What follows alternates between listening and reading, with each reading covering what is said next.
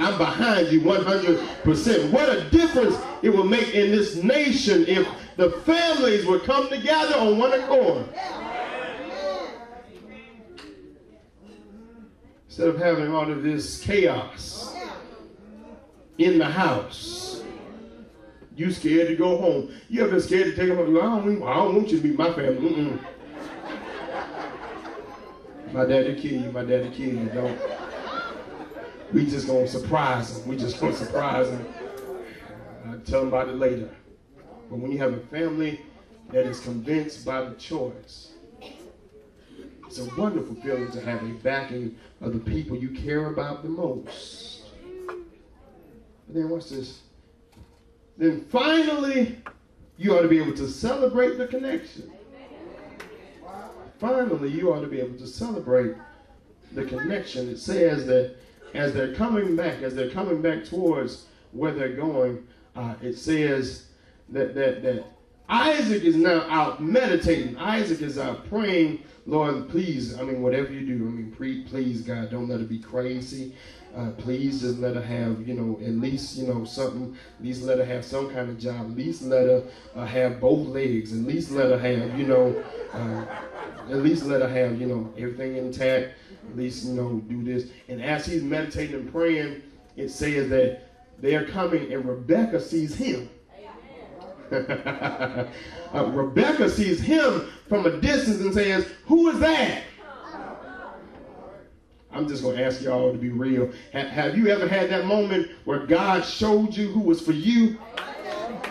You ain't know his name. You ain't know what he did for a living. But you knew that was one God's. She says, who was that? And so the servant said, oh, him? That's my master. That's watch this. That's who I was bringing you to. See, confirmation comes when God arranges you to see the person he has for you, and you can say for yourself, that's the one. She says, that's him. She said, well, let me cover myself. You know how y'all do. She start putting a veil on, or she start covering, putting on makeup. You know how you start fixing your hair, and they ain't have no rearview mirror, so she was just going for what she knows. And it says that when they got there, the servant told Isaac all that had happened. It says, then Isaac took her and married her. It says, and he loved her. And I believe if the Bible could have said it, it would have ended by saying, and they lived. Brothers and sisters, when you put God at the forefront, we all can live happily ever after.